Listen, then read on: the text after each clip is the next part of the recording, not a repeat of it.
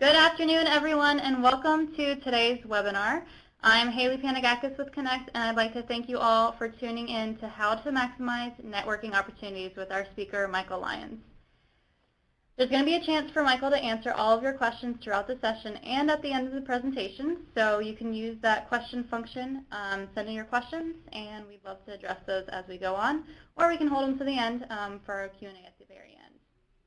A recorded version of this session will be available on demand on our website, and that's where you can also find additional on-demand webinars for any of you needing last-minute credit hours for CMP testing. I'm sure there's several of you. And just so you know, you are able to watch our sessions on demand and still receive credits. Just let me know what you watched on demand, and I would be happy to send you a certificate of attendance. A quick note on this session for CMP certification. We are still waiting to hear back from the CIC from approval. They've gone through a new management system, so they're a little bit backlogged, but we're waiting to hear back from them, and once we do, we're going to send out an email to everyone who's registered and attending live today. So just stay tuned for that. We will not forget you. We're going to send out once we hear back from that. For any of you watching on demand, though, and not live, please email me directly at hpanagakis@connectmeetings.com for information on certificates. Those do not go out automatically. I'm going to share more information about our upcoming webinars at the end of the program, but we're going to go ahead and get started. I'd like to thank Providence Warwick Convention and Visitors Bureau for sponsoring today's session. And here to say a few words about Providence as a meetings destination is the Director of Sales, Christopher Brislin. Welcome, Chris. Thanks, Haley. Thanks, everyone, for participating today. And thanks, Michael, for his presentation. Looking forward to hearing it. It's my pleasure to be here today to tell you about Providence, Rhode Island, and why it is a top meeting destination. Providence was named one of the 52 places in the world to visit in 2016 by the New York Times. We were also named one of the 10 must-visit hotspots for 2017 by Smarter Travel. Everyone from Travel and Leisure to USA Today to Parade Magazine has written about Providence, and that's just in the past year. What makes Providence such a great place to live, work, and visit is our blend of urban cool and New England charm. As home to 7 colleges and universities, we have a robust intellectual life and rich cultural community. Yet our compact and walkable downtown is easy for convention delegates to navigate. Art galleries, theaters, restaurants, parks, nightclubs are all within walking distance of the Rhode Island Convention Center and nearby hotels. When you come to Providence, be sure to bring your appetite. Providence is one of the hottest culinary destinations in the country. We consistently rank among the top food cities in the United States. Our city is home to Johnson & Wales University, one of the top culinary schools in the United States. Their graduates are found in kitchens throughout Rhode Island. To wash it all down, Rhode Island has a booming craft beer scene. Travel and Leisure magazine recently named Providence one of the top 10 beer cities in the United States. Providence's neighborhoods are what make it unique. Federal Hill, our Little Italy, features dozens of restaurants, bakeries, and Italian food shops. The lovely East Side is home to Brown University and the Rhode Island School of Design. Downtown Providence features stunning river views and great shopping. I encourage you all to see what our city has to offer. Being the capital city of the smallest state in the Union also has its advantages. Newport, Rhode Island is a major sailing capital and home to magnificent mansions from the Gilded Age. Just off the coast of Rhode Island, Block Island boasts unspoiled natural beauty and miles of gorgeous coastline. And Northern Rhode Island has plenty of great spots for kayaking, hiking, and other outdoor sports. On behalf of the City of Providence and the State of Rhode Island, we look forward to showing you our home. I hope you'll visit us sometime soon. Thanks so much. Thank you, Christopher, and thank you again to the Providence Warwick Convention and Visitors Bureau for sponsoring today. We greatly appreciate it. Thank you. Before I introduce our wonderful speaker, Michael, for today, I'd like to welcome my coworker, Kristen Francis. She is Director of Hosted Buyer with Connect, and she's here to share about the many events and education opportunities that we have going on this year that you will see on your screen now. Welcome, Kristen. Thank you, Haley. Thank you, everyone, for joining us today. So not only do we have our webinars, we actually have live events as well. So we would love to personally invite you. So some of the events that are coming up in our very near future that registration is currently open for, I'll just name a few, would be Connect New England. So Connect New England will be taking place June 28th through the 29th in Portland, Maine. And that, again, is coming up in the month of June. So if you are based in New England and would love to join us, you will get to meet individuals like Christopher Brislin, who will also be there, but would love to have you join us for Connect New England. And then our most claimed event would be Connect Marketplace, taking place August 21st through the 23rd. And we have different market segments that you'll be able to participate in, but everyone will be joining for general sessions. We'll have fantastic education opportunities and other networking opportunities. So we have our Connect Association, Connect Corporate, Connect Specialty, Connect Expo, and Connect Sports. All of those market segments will be taking place during Connect Marketplace this August from the 21st to the 23rd. If you have not registered, please go ahead and do so. We will sell out for that event. Spots are limited, and I'm here to tell you that we're already about 60% sold, so if you could please go ahead and secure your spot with us. We would love to see you in New Orleans. Okay. Please refer to the slide for all of our third and fourth quarter events that we also have to offer. On the next webinars, we'll be sharing more then. Thank you, Kristen, and we hope all of you will join us at one of our many events this year. And I know that our speaker today, Michael, is speaking at some of our events as well, so I'll let him share which particular ones he's going to be at. So without further ado, it's my pleasure to introduce our speaker for today, Michael Lyons. Michael J. Lyons is an author, professional speaker, actor, entrepreneur, and former hospitality industry executive. He spent more than 40 years in senior level management roles in the meetings and travel industry, including stints with Cigna, Charles Wagblet Travel, Global Events Partners, and EGR International. Before going on his own in 2014, he was exhibition director of IBTM America, a premier trade show organized by Reed Exhibitions, the world's largest trade show management company based in London. As a prolific and experienced professional speaker, Michael delivers talks in the U.S. and abroad on how to achieve goals, pursue your passion, and enhance your personal brand, among other topics. His easygoing style and humorous anecdotes, coupled with fun exercises and interactive group involvement, keep audiences engaged throughout his presentations. In 2017, this year, Michael has released his book, Set Yourself Free, Daydream It, Believe It, Achieve It, to widespread acclaim. Michael, welcome, and thank you for sharing with us today. Well, thank you so much, Haley. Good afternoon, everybody. What a pleasure to be here on this beautiful, here in Philadelphia at least, beautiful April afternoon. And thank you so much to Go Providence. Really great, Chris, to have you sponsor this webinar. I am excited to be doing this because this is a subject that for all of us in the meetings industry, I think we grapple with. And certainly, Haley just went through a lengthy introduction. Thank you very much. But just to recap quickly, I have figured out that in my career since 1973, I've attended over 1,200 networking events, somewhere in that ballpark. So through the course of attending all of those and having run a major trade show for Reed and observing the behaviors of buyers and suppliers at all these events, and also having done a lot of research, I have found that a lot of people are uncomfortable with networking. Some of them aren't even really sure how to do it. Now, I do know that today our audience is made up of experienced veterans, and we also have some newcomers. So some of the information, some of you may say, well, this is kind of basic stuff, and it may be, but it's a good refresher, and that for the rest of you, hopefully it'll offer some brand new insight, and I'm hopeful that all of you will grab some value from this by the time we get through this next 45 minutes or so. I think the interesting thing is that this whole thought of networking at conferences and industry events makes some people very, very nervous. And the problem is if you go into it feeling uncomfortable, your results may not meet your expectations or your company's expectations. Networking, whether you like it or not, is a major part of being successful. So it's obviously in all of our best interest to get good at it and really good at it.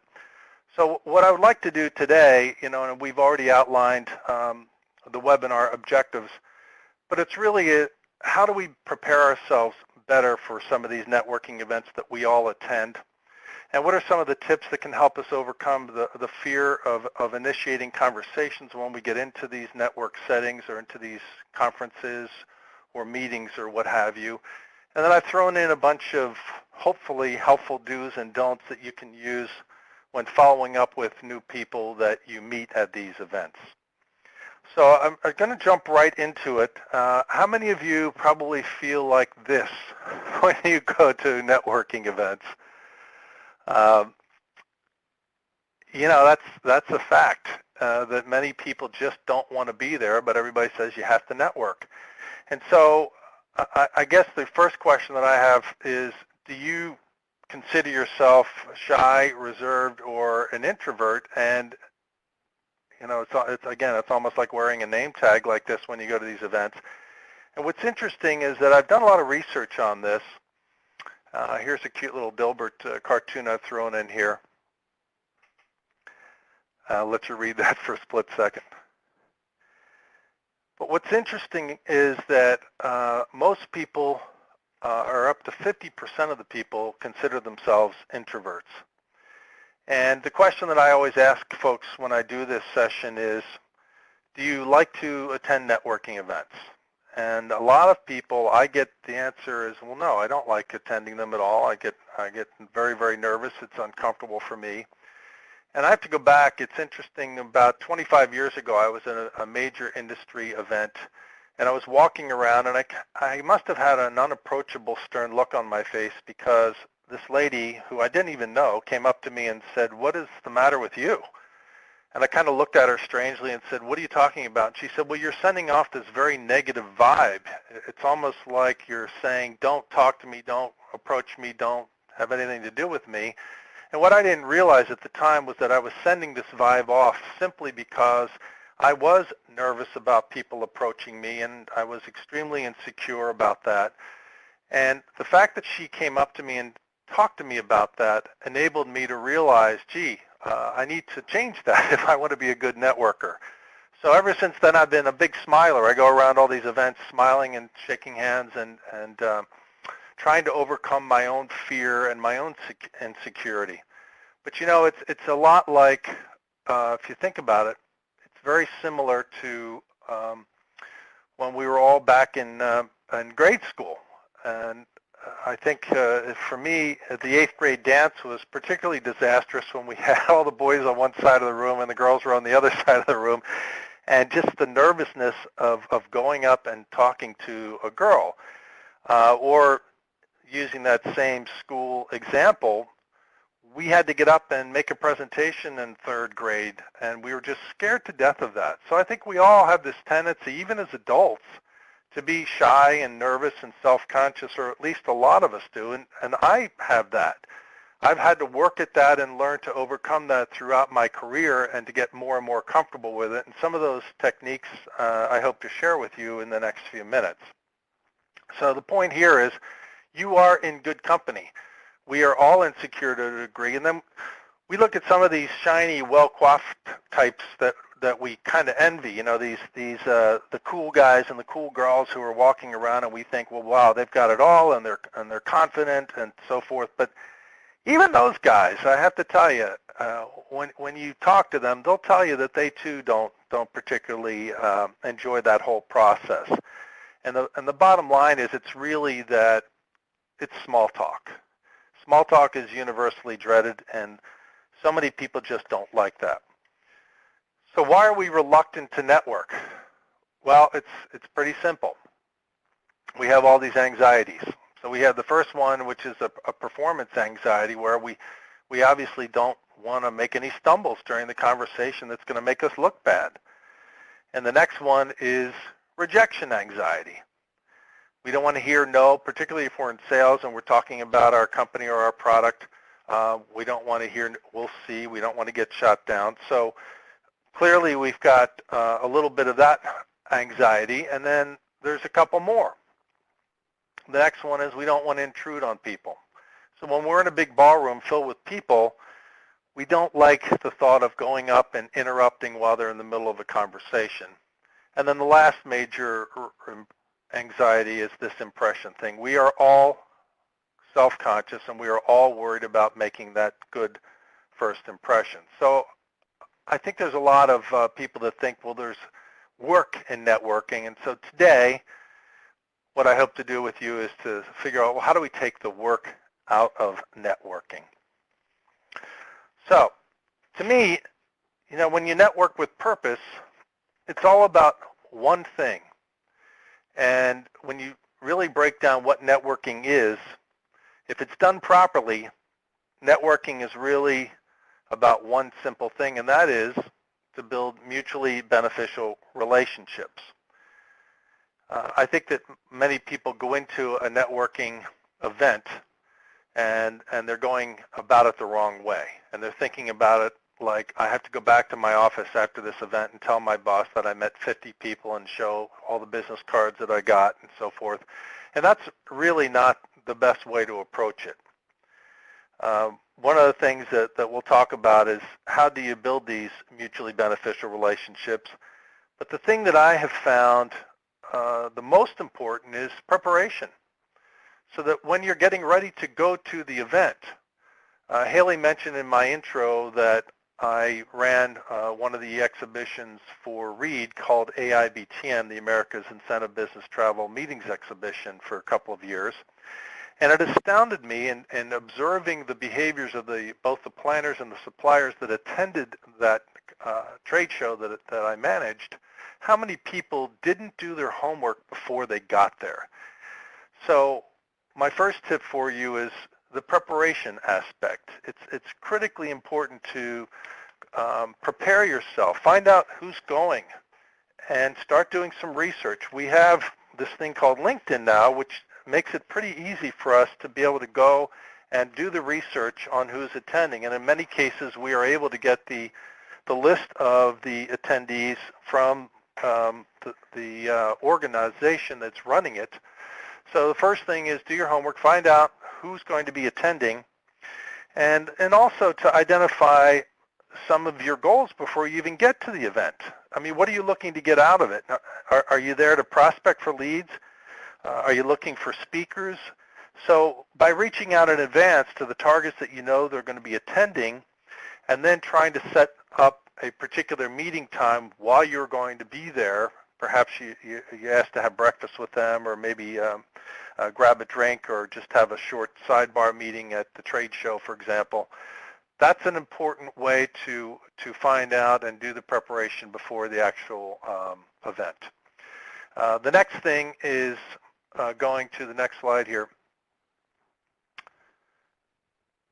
Elevator pitch. I mean, we're all familiar with this whole term elevator pitch, and a lot of people don't even have one. And knowing what you plan to say and to have a very succinct description of who you are and what you do, so that when people come up to you and they start talking to you, you're able to quickly and succinctly and intelligently be able to say that. That's important. So that's another little tip about creating a good, succinct elevator speech. And I think we've all run into people that there's two basic types that I have run across, and one's a bad one, and that's the impressor, and that's the person that unfortunately is talking all about him or herself, talking about, I only work with the best companies in the industry, and I've got the biggest customers, and we handle this for them and that for them, and it's all about them. And they use big words, and they use a lot of acronyms and so forth. And the trouble with that, obviously, is that it's off-putting. Most people don't like the implications of intellectual superiority or somebody that's talking about themselves. So that's a big, big turnoff. As opposed to a short elevator speech, which quickly tells people things like, here's an example. I work with people who are struggling to sell their products or services into large corporate accounts. That's short, sweet, and simple. Or I help small businesses win big contracts with large corporate customers. Again, it's how are you helping people as opposed to talking about yourself.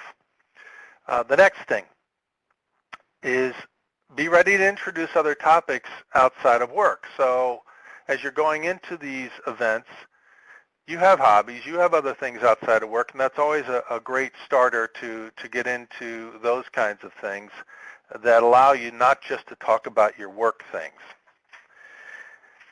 But the most important of all is think of ways to ask about them. And I always think about the fact that it's difficult for us who are in sales or have been in sales to not try to sell people something, and yet that's in many cases kind of a turnoff. It is not always about you. And if you can remember that, then I think you're halfway home right off the bat. Okay. So the other thing is the main goal should be quality versus quantity. And this is another problem I think most people have, or it's a perception that they think, and maybe it's caused by their boss, that again, they think they have to come home with 50 leads. Well, that's not the case. The bottom line is that you don't want to be a networker. Networkers are transactional, and they're only thinking about, well, what can these people do for them? As opposed to relationship builders. Relationship builders are always trying to help other people first. So if there's any message that comes out of this webinar today for you, it would be that we have to try to become relationship builders and to always put the people's needs first. That's rule number one in sales. Because really, I think that we get very, very turned off if we see a networker heading in our direction and all they do is they come up and say, hey, can I have your business card? And they grab your card and they just walk away with it. I mean, that was their whole goal. So relationship building is the biggest thing. And why is that? Well, clearly it's because people do business with people they know, like, trust, and have confidence in. And that's a really important statement on that slide right there, because I think that if we look at all of the relationships that we have in business or even in our personal lives, we go to the same hairdresser for years and years and years because we like them and we have confidence that they're going to do a good job for us.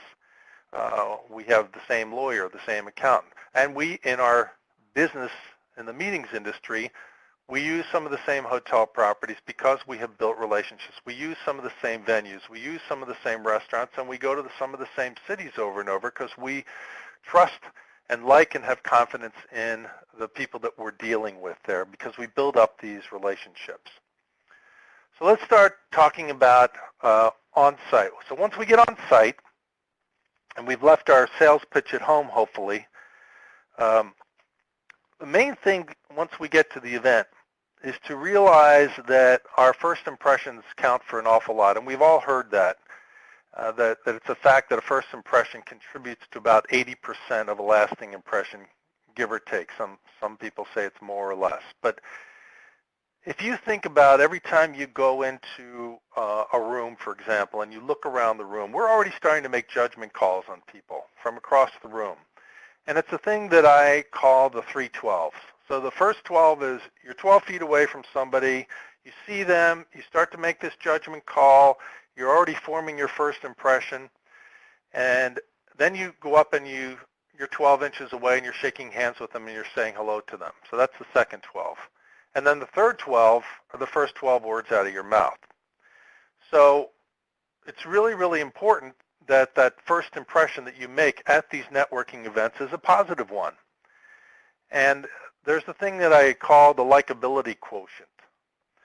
So when I talk about the likability quotient, you have to think about it this way. Every time that you are at an event or you're out in public or in a meeting or anywhere, you and your personal brand is on display. So like it or not, every single person you're coming into contact with is judging you. So they're judging you either positively or negatively based on how you look, how you behave, how you communicate, how you respond. So another way to describe that is likable means you come across as approachable and pleasant and friendly. So in the example that I gave earlier where 25 years ago I was walking around with this stern look on my face, I was giving off this very negative impression.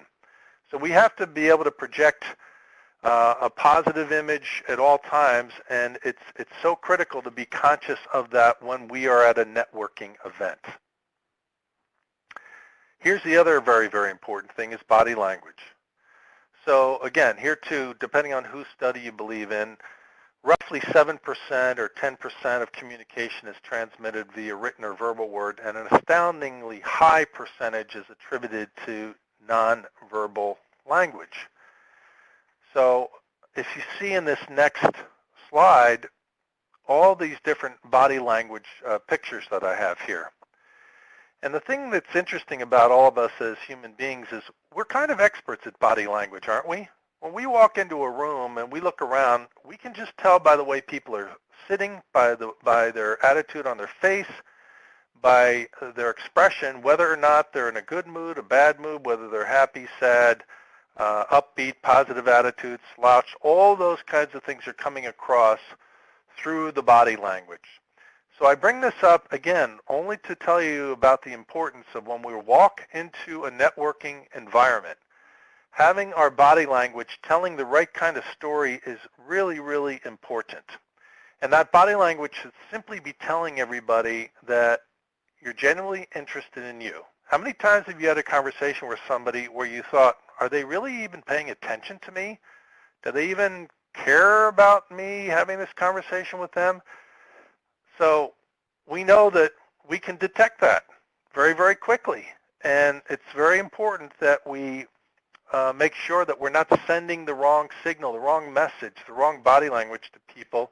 And then, in fact, we're saying, no, I'm here, I'm present, I'm with you, and I am genuinely interested in you. And I would like to get to know you better, and we might have some things in common. I want to start building this mutually beneficial relationship. And at the end of the day, you know, what can I do to help you? That's a big message that you want to come across. Because if you do look bored or distracted or disinterested, we pick up on that quickly, don't we? I mean, we can see through people. We can spot a phony person a mile away. We know when somebody is just not with us. So I think, again, that's a very important thing that I've certainly learned over the years is to do that. All right, so let's talk about for a second, once you're on site, and this whole important thing about getting beyond small talk. So it's a good thing to ask open-ended questions. And here's some examples on the screen here of, you know, what are some of the things that inspires you? It's not necessarily a business question. You can ask people how they got into the industry, or how did you get into the hotel business, or how did you become a planner? Or you can shift gears and talk socially about what was the best part of your weekend. Any of these kinds of open-ended questions start to help you get beyond that whole small talk hurdle and obstacle which gets in the way and makes you so nervous. So there too, I think it's important that, you know, when you're walking into the event and you've got this nice approachable demeanor, that you're also as relaxed as you can be, and you give the impression that you are, and that becomes contagious. So other people around you are going to become more comfortable talking to you. They're going to loosen up and lighten up and start laughing a little bit. And that starts to form this relationship that you're trying to have with folks. Because when you're walking into a room, there are going to be different customers that have different needs in there.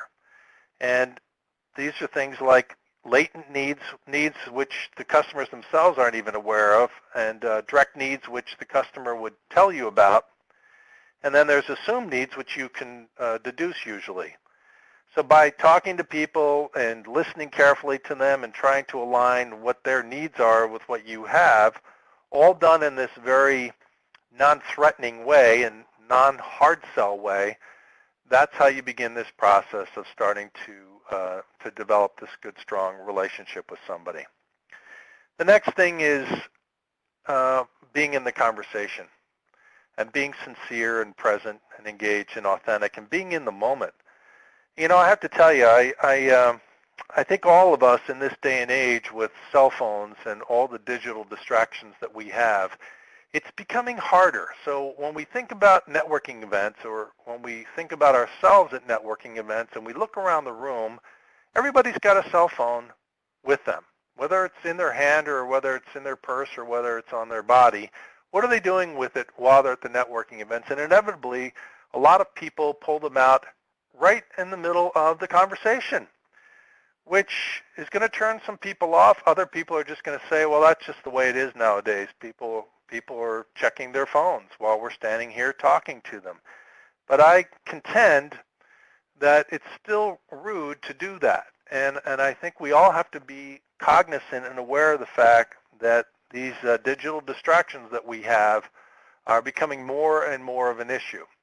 So this slide, I just wanted to share a couple of slides with you. And you can see down at the lower corner here, isn't it true that when we go out to dinner now, the families are checking their phones, they order their food, and then they go back to checking their phones. These three pictures on the bottom of the screen to the right, I was at the pool last summer.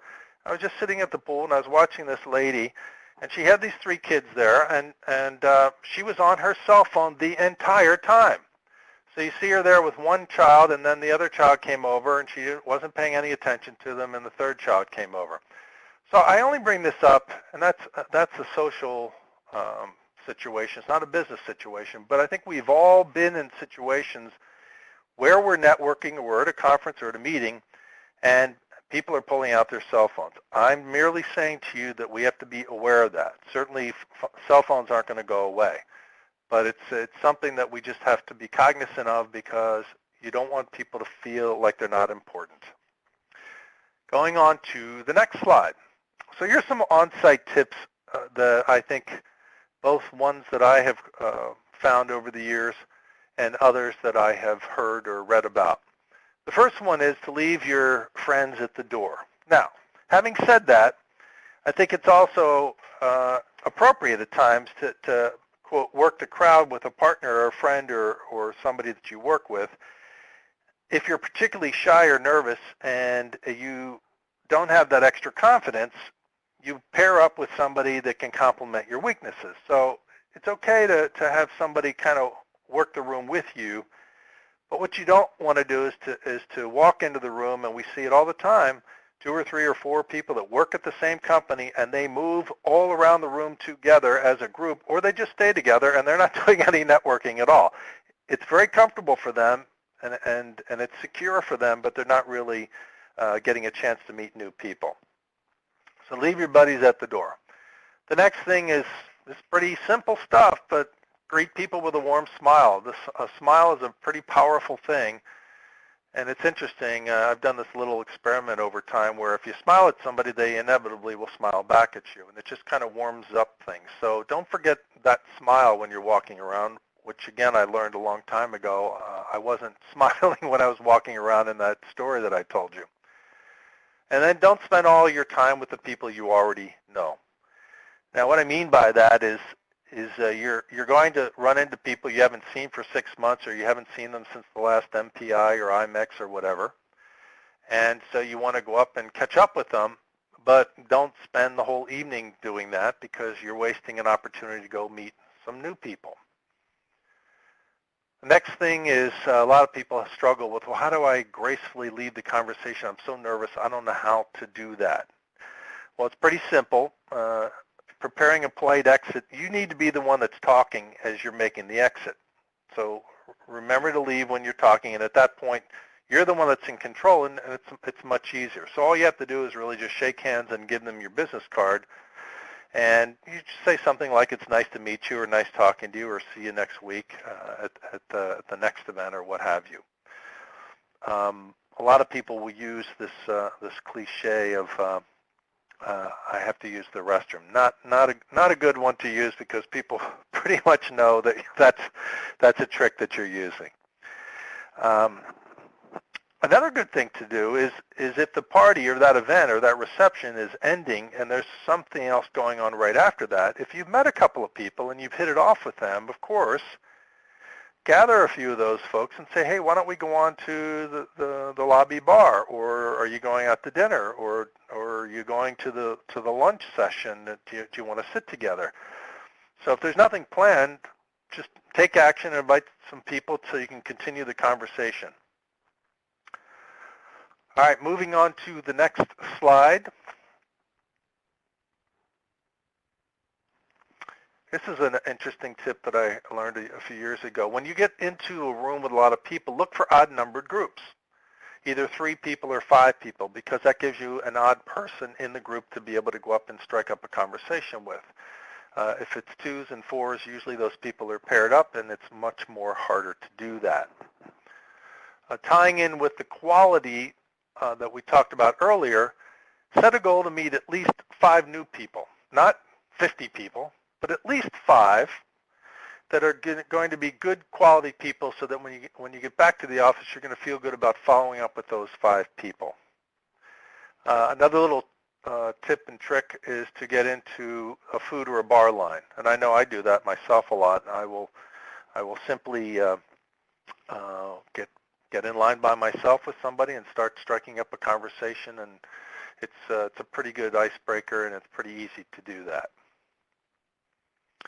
The other thing, too, is when you sit down, try to pick a table and sit with strangers. As hard as that is, I do it a lot when I'm all by myself. I just go over and plop down at a table with 5 or 6 other people I don't know.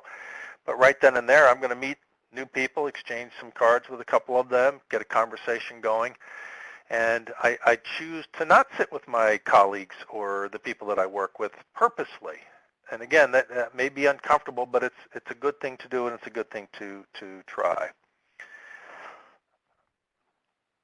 All right, a couple more here for you. Holding drinks in your left hand, why is that? Well, obviously, if you're holding it in your right hand, your hand's going to be wet and cold when you go to shake hands with people. I never really thought about that before until somebody told me that. So that's a good tip and a trick to have. Place the name tag on your right. It's easier for people to read when they're shaking hands with you. The next one is, if you're bad with names, just repeat it back in a sentence. And I find that sometimes for me, that's challenging, is remembering all the names of the people, particularly if you're introduced to 3 or 4 people in the same circle. So here's Joe, and this is Mary, and that's Tom. I always do try to repeat the name back and kind of make an association with them so I can remember their name. It's a big deal to remember people's names, and I think we all know that instinctively. People like knowing that you know their name.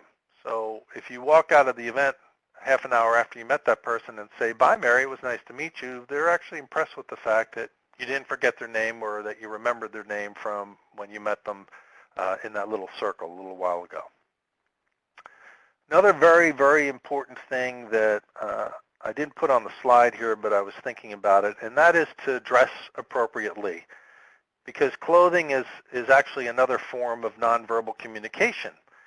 And again, it goes back to this 312s that I was talking about, that first impression, that 12 feet away impression. We're looking at how the people are dressed and how they're groomed and what they look like, and whether or not we're thinking to ourselves whether they're appropriately dressed for that particular occasion.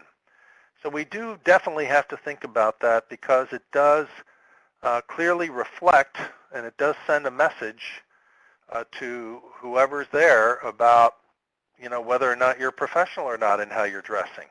So the key here is always find out ahead of time what is the dress code at the event, and make sure that your attire falls within the guidelines. And I know that I personally have been embarrassed a couple of times where I've shown up at an event where I didn't have a tie, and I was supposed to have a tie. It was a business event, and it was business attire, and I just didn't read. So that's an important one as well. And I think lastly, this one's pretty obvious to most people, and it's not on the slide either, but it's not good to be drunk at a business event. So it's good to stay sober, obviously, and there have been stories of a lot of jobs that have been lost and careers have been ruined because people simply got too drunk and said or did things that were inappropriate. So I won't dwell on that, but I think that's important for all of us to remember, that that's part of our behavior. It's part of our brand that's being perceived. Okay, moving on. So here's some do's. Have business cards with you. I can't believe how many times I've had people say to me, "Oh, I'm sorry, I don't have my cards with me." Well, why don't you have your cards with you? You're at a networking event. You have to make a conscious effort before you leave the office to pack enough cards, overpack the cards. Never run out of cards. Just make sure you always have enough business cards with you. Second thing is, it's always good to be the one to initiate the conversation. because you're in control of that. You can get the conversation going with some of the things we just talked about in terms of breaking the ice and coming up with some questions, open-ended questions that you can ask them. And I think this is obvious too, but it's great if you can be a good listener and to come off as just being friendly and humble and a good listener. And I think one of the things I learned as a sales guy years ago was my boss said to me, seek first to understand. And that's what it is. It's listening. Just be a good listener and come across as just humble, not cocky. The next thing is when you're picking up business cards from people, by the time you get back to the office, you may or may not remember, of course, what you specifically talked to them about. So it's a nice little tip to just write on the back of the card the date, the event, and a little note to remember what was discussed and something that you may need to follow up with them about. Okay, moving on now to some don'ts. Don't stay in one place. I have actually, I remember at a company I used to have here in Philadelphia, I used to have to tell my team that work with me to move around because they would come in and they would sit down and they would stay in the same place, and I'd walk all around the room and I'd come back and they were still there. So you're not going to meet very many people if you stay in the same place. That's pretty obvious. Don't look around the room while somebody is speaking with you. Don't you hate that? I hate it.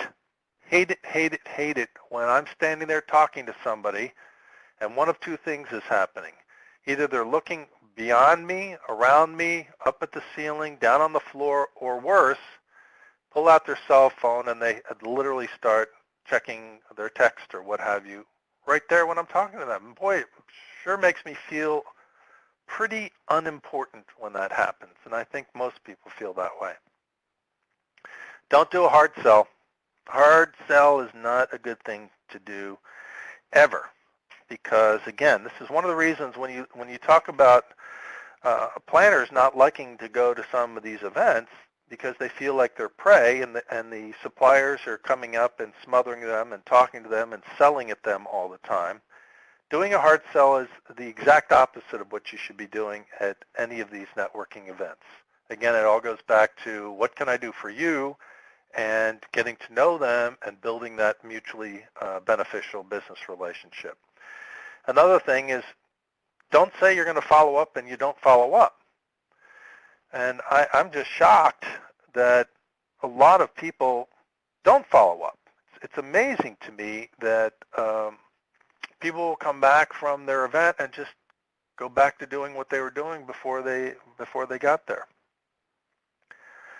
The other thing that I wanted to just throw in here that's not on the slide is when you are sitting down at an event or at a cocktail reception or something, don't put your phone on the table when you're meeting with somebody or talking to somebody, because you're basically telling that person that you're ready to drop him or her to connect with somebody else if a text pops up or what have you.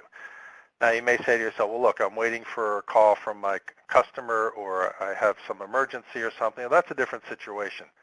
But normally when you're sitting there, when you put the phone on the table, it's like, all right, I'm going to talk to you for a while until that phone lights up or until I get that text, and that's going to then take place of you being this is more important than you. Next slide. After the event, follow up. 70% of people don't follow up after an event. I just find that so incredible that you would put all this time, effort, money, resources into attending a networking event or a trade show or a conference or whatever the case may be, and you meet a number of people, and you tell them that you're going to follow up, and you don't. But the second part of that that's important is ask the person how and when to follow up. So there are definitely going to be some people that want to be communicated with a week later, 2 weeks later, a month later. They want to be emailed. Some might want a phone call. Some might want a text. Just ask them. Okay, some follow-up tasks.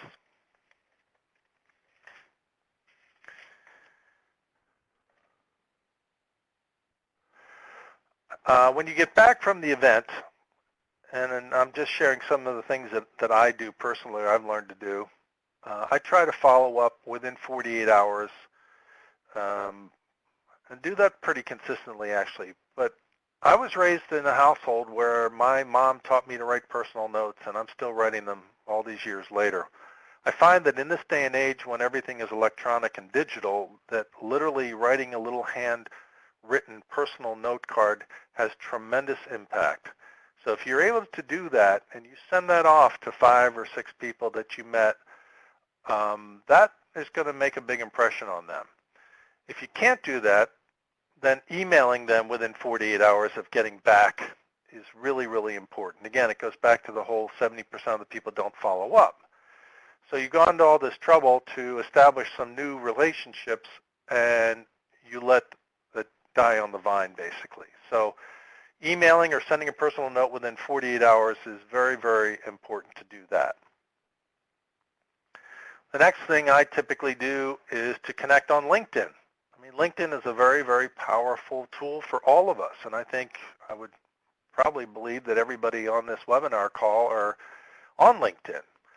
And that's another great way, of course, of finding out about somebody's background, where they went to school, what jobs they've had, what their skill sets are, et cetera. So it's very powerful. And when you connect with them on LinkedIn, you're going to probably find a bunch of mutual connections, particularly in our industry where so many people know each other.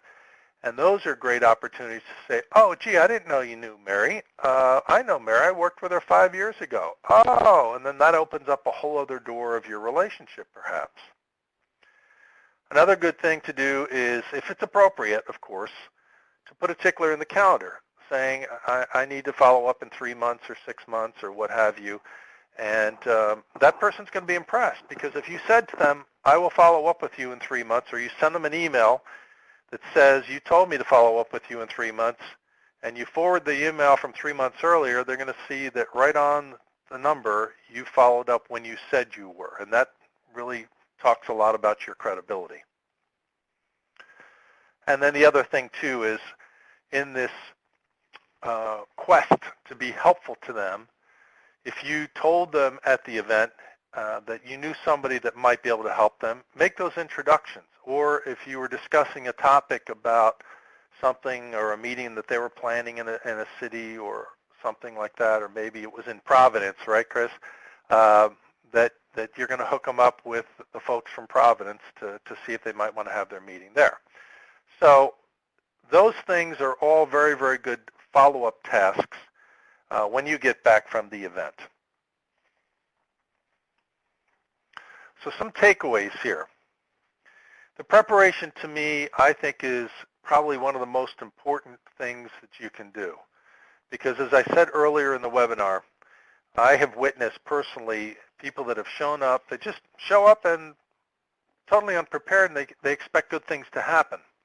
So you've got to put that time in, you've got to work it, and you've got to make sure that you're that you're using your time wisely, that you're only there a day or 2 or 3 days, and that you're going to meet the right kinds of people that you're targeting to meet, and that you're going to come back home to the office and know that you met your objectives of meeting the number of people and the types of people, and hopefully met a few others beyond that. But preparing ahead of time is critical. And of course, being confident. So this goes back to the very beginning of the presentation where, again, all of us tend to be a little bit nervous about networking. We may not like it. We might be introverts. We might be shy or nervous. But we have to build up our confidence, and we have to become more and more comfortable, because it's a fact of life. It's not going to go away. Particularly in the meetings business, we are a face-to-face industry. This is how we get together. We are an events industry. So when we are there, we should be able to participate and to make it a pleasant experience and not something that is like pulling teeth for you. And then the last big takeaway, I think, is to be sure that you're following up with the key people that you want to develop an ongoing relationship with. And again, this is probably only going to be a handful of people. It could be 5 to 10 people. But it's not going to be 50 people that you grabbed all those business cards if you were in a networking mode as opposed to a relationship building mode.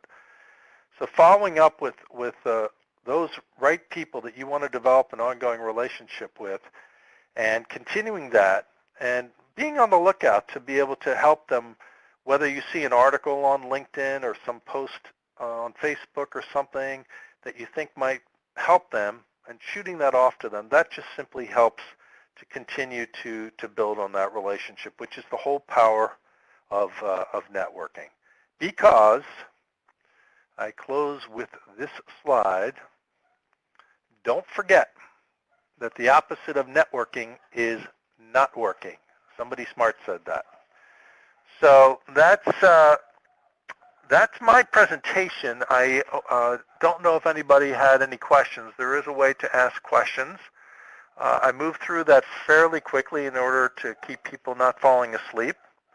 And so I'm hopeful that there were some good nuggets of information in there for you, and certainly we will have the presentation available to you after the fact, so you can get that from Haley at Connect, and that's it for me. So thank you, and I'm going to turn it back over to Haley right now. Hey, Michael, we did actually have a few questions. Okay, great. If you want to go ahead and submit your questions now. We have one question that just came in right now. I'll address this one first. Marvin Webb says, how do you teach younger team members this? Can tools be cross-generational? I'm sorry, can tools be cross-generational? Yes. Yes, I think so. I mean, we are working now in an environment where there's 4 different generations that are working. It's the first time, actually, that we've had that. So we, as meeting professionals, all of us on both sides of the fence, have to be cognizant of the different needs of all those 4 generations that are working, and to be able to adapt to the needs of each of those groups. So in this presentation, I kind of tried to keep it somewhat generic and not particular to any generation or to a particular group. These things that we talked about today apply to everybody, whether they're newcomers to the business or whether they're old-timers like myself. I think these are just very, very good principles to follow. I'm not sure if I answered the question exactly, but hopefully I touched on that. Would you give any tips to millennials in particular on how to improve? Like, okay, I'll use myself as an example because I'm a millennial, just backing off of Marvin's question here.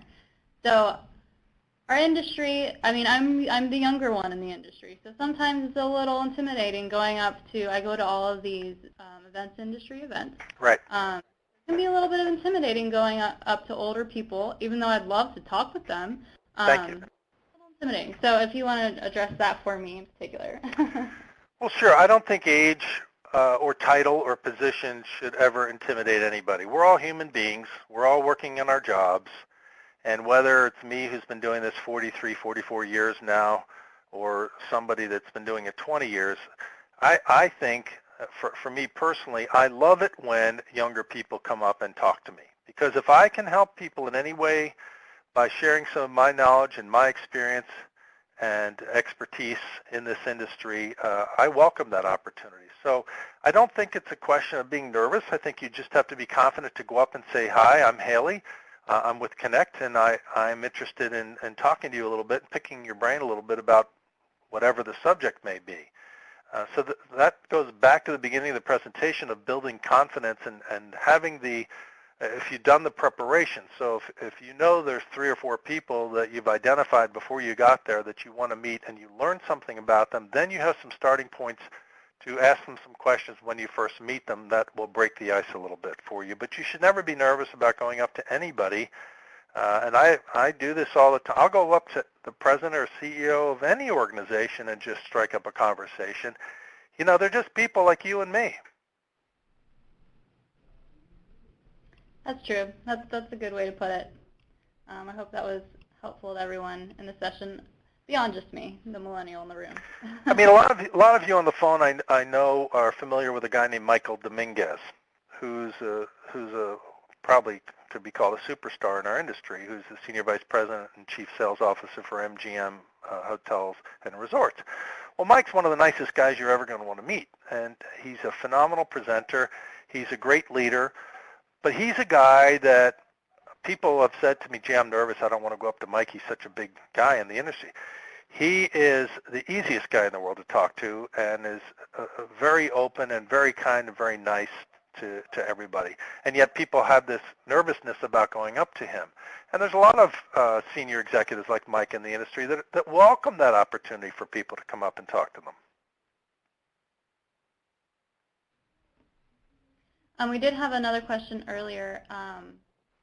Somebody said, what if I actually have to use the restroom when you were talking about... Well, that's fine, but I can tell you this, that line does sound like a way to get out of the conversation because it's used by a lot of people all the time. So if you can just say it was nice to meet you. I have here's my business card. Unless you say I'm leaving and coming back, I just have to go to the restroom. But if you're leaving the conversation for good and going somewhere else, then I think it's not as good a question or a statement to make. That's a good point. I would agree with that. You recommended approaching people in groups of 3 or 5. Uh-huh. How do you do this if it looks like they're all involved in a conversation and you don't want to be rude or interrupt? Well, sure, but you have to look and see who's talking to who and what's happening there, and it's like jumping rope. You have to kind of figure out, when do I jump in, right? So you just have to be observant. And hey, look, I've stood there sometimes for 2 or 3, 4 minutes just waiting and waiting and waiting until I see the opening, and then I jump right in. You don't want to just walk right up and say, hey, I'm here. But at the same time, it's easier if there's 3 or 5 people as opposed to 2 or 4 people because they're probably engaged one-on-one within that group. You just have to use your common sense and good judgment in terms of looking for that opening to join that group. And then, once you're in, you're in. Right. Okay, we have time for one more question, and Eleanor Jones just said, what's the best way to get out of a bad conversation, or one that's not going well, or maybe one that's not beneficial? Well, again, I think that you basically just say, hey, it was nice talking to you. I'm going to work the room a little bit. I'd like to go meet some more people. I mean, there's a number of different things that you can say. But again, if you're the one in control by doing the talking and you pull out your business card and hand it to them, unless you don't want them to have your business card, which can happen too, there's a polite way of just saying, okay, it was great talking to you. Take care. And then move away. Sometimes I'll just say I'm going to go grab a bite to eat, and or I got to go check my my friend who's waiting for me, or whatever. You don't necessarily want to lie, but at the same time you don't want to be stuck there for half an hour talking to a person you don't want to be talking to. I think that's a very good tip. Well, Michael, I think that's all the questions that we have time for. So if there's anything else you wanted to add before I take it over. I just want to say thank you to everybody that stayed on the call the entire time, and even for those that had to get off earlier. And I hope that you got some value out of that. I am accessible at any time. You saw my website and my contact information. I'm always happy to talk to anybody about any industry information or share any experience that I may have. So feel free to reach out to me directly anytime you might want to do that. And again, I'm looking forward to being at Connect Marketplace in New Orleans in August. So hopefully I'll see many of you there. Thank you, Michael, and thank you again for sharing with us today. Thank you all. For tuning in. You can learn about Connect's past and upcoming webinars on our websites that are listed on your screen now. For those of you watching live today, we are still waiting to hear back from the CIC about certification approval for this session. They've got a new management, so we're still waiting to hear back from them, but we will follow up. We'll send out an email once we hear back, so we appreciate your patience on that. If you're watching on demand, email me for your certificate. It's not going to come to you automatically. My email is listed on your screen. It's hpanagakis@connectmeetings.com. And again, we'd love for all of you to join us on May 30th at 2 p.m. Eastern for how to turn your general session into a polished production with another Connect Marketplace speaker, Scott Frankel. Well, everyone, thank you for joining us today. I hope you have a great day.